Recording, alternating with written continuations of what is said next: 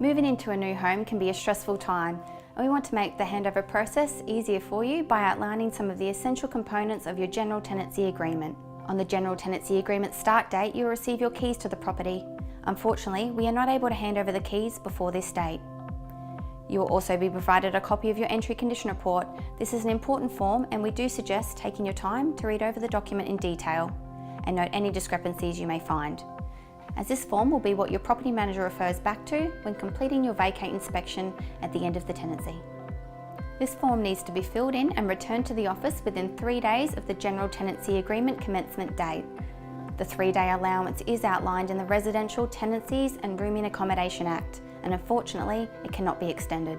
When completing the entry condition report, please refer to the video and photos provided and add only the damages that aren't already noted.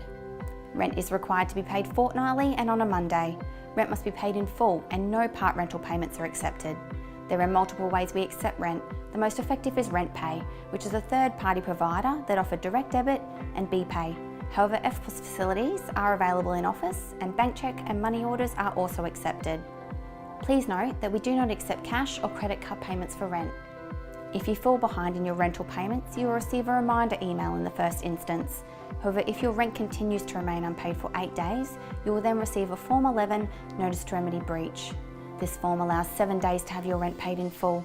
If the rent arrears continue, we may need to lodge an application with the Queensland Civil and Administrative Tribunal. This is to obtain an order for the funds and to terminate your tenancy. An order from QCAT may result in you being lodged on a tenancy information database, which can make it difficult to obtain a rental in the future.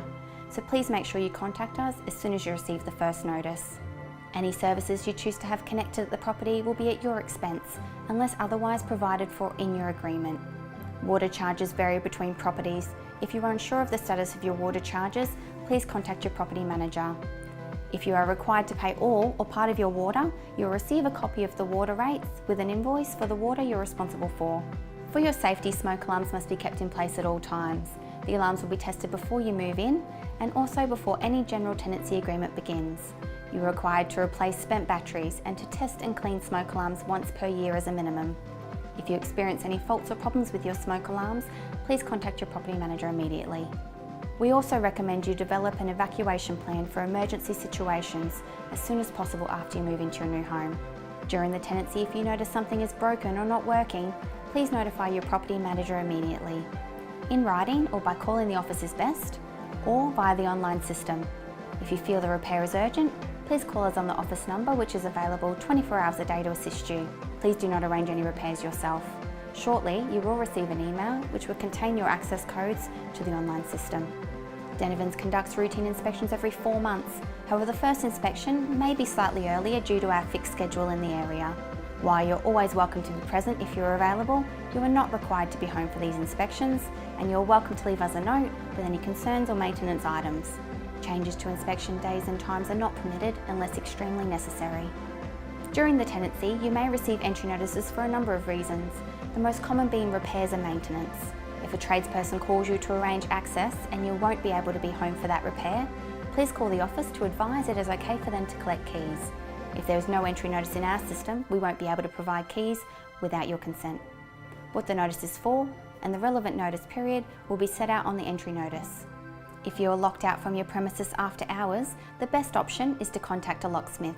It is not an obligation and we are not always available to provide entry. If entry is to be provided, a fee will be charged and this will be quoted at the time. If you have an animal approved to live with you, they are to be kept outside as outlined in your tenancy agreement, unless it has been accepted as an indoor pet by the owner. You are required to arrange professional fumigation and deodorising when you vacate and provide receipts to your property manager. If your property has carpets, they will be professionally dry cleaned prior to you collecting keys. When you vacate the premises, you are required to have carpets professionally cleaned and provide evidence of this being completed to your property manager. Your general tenancy agreement is binding for the nominated general tenancy agreement period. You are required to give 2 weeks written notice if you are leaving, even if you are leaving on the end date of your agreement. If you choose to end your general tenancy agreement prior to the end date, costs will apply, and we are happy to provide further information on this process should this ever occur. When the end of your general tenancy agreement is approaching, we may send you a new general tenancy agreement offer. If you do wish to stay on under the new terms, you will need to sign and return the tenancy agreement by the date nominated on the letter. If you are unable to do so, please contact your property manager as soon as possible. Should we not receive your general tenancy agreement back by the due date, the notice to leave that will be sent with the tenancy agreement will take effect and you will need to vacate by the general tenancy agreement end date. Only people named on the tenancy agreement are permitted to reside at the premises. If you'd like to add someone to the tenancy agreement, you are required to inform us, and that person must be first approved by the owner of the property.